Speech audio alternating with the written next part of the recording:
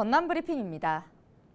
전라남도가 올해 상반기 이상기온 때문에 저온 피해를 입은 매실 농가에 재해보험금 37억 원을 지급했습니다. 전남도는 광양 18억 900만 원, 순천 9억 7,800만 원, 고흥 7,700여만 원 등 모두 5개 지역 400여 헥타르 면적에 걸쳐 재해보험금을 지급했는데요. 전남에서는 지난 4월 초 기온이 영하 2도까지 떨어지면서 착과 불량 등 생육 불량 현상이 발생했습니다. 국제 수목 비엔날레 개막을 앞두고 광양과 순천, 해남에서 특별 전시관이 운영됩니다. 광양에서는 고 이건희 삼성전자 회장이 소장했던 김환기, 이중섭, 천경자 등 한국 근현대 미술작가 40여 명의 작품을 17일부터 오는 10월 29일까지 전남 도립미술관에서 선보입니다. 순천만 국제정원 박람회장에서는 국제습지센터 1층에서 수목, 정원을 담다를 주제로 19일부터 다음 달 30일까지 순천만 정원을 다룬 다양한 수목 작품을 전시합니다. 해남 대흥사에서는 다음 달 1일부터 10월 31일까지 한국화 작가의 작품과 해남의 자연을 수목에 담은 미디어 아트가 펼쳐질 예정입니다.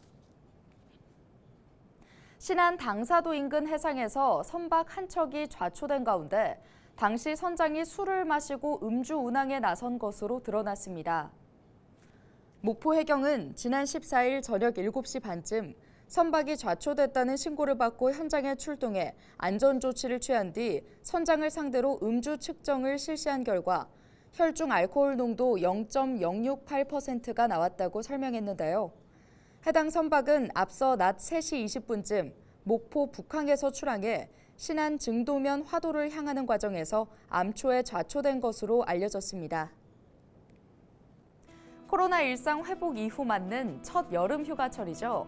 뜨거운 햇빛을 피해 수상 레저 활동을 즐기러 가는 분들도 많을 것 같은데요. 하지만 자칫 방심하다간 큰 사고로 이어질 수도 있는 만큼 안전에 각별히 유의해야 합니다. 소비자원에 따르면 최근 3년간 소비자 위해 감시 시스템에 접수된 수상 레저 관련 안전사고는 166건에 달했습니다. 서프보드 관련 사고가 59%로 가장 많았고 수상 스키와 웨이크보드는 각각 9.7%, 4.8%를 차지했습니다. 서프보드 사고는 서핑 중 넘어지면서 서프보드에 부딪히는 사고가 대부분이었고 수상 스키는 견인하는 보트나 장비에 부딪힌 사례가 많았다고 하는데요. 소비자원은 안전사고 예방을 위해 수상 활동 시 장비를 먼저 점검하기, 구명조끼 등 안전장비 착용하기, 또 활동금지 구역을 반드시 지키기를 당부했습니다. 그리웠던 평범한 여름을 힘들게 다시 맞이한 만큼 안전사고 없이 행복한 휴가철 보내길 바라겠습니다.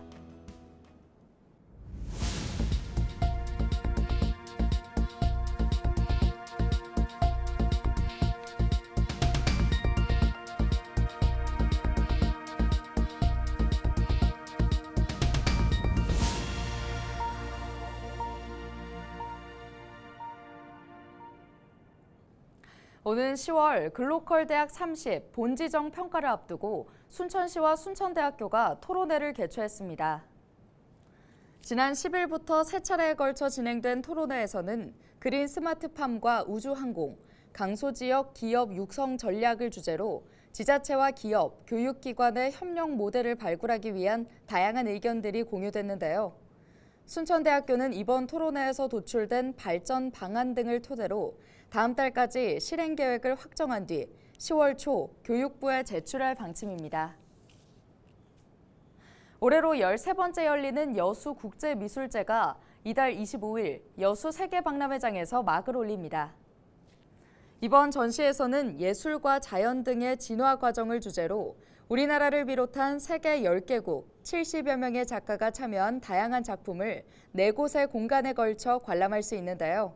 지난 2006년부터 시작된 여수국제미술제는 해마다 관람객 3만여 명이 찾는 지역 대표 문화예술 행사입니다.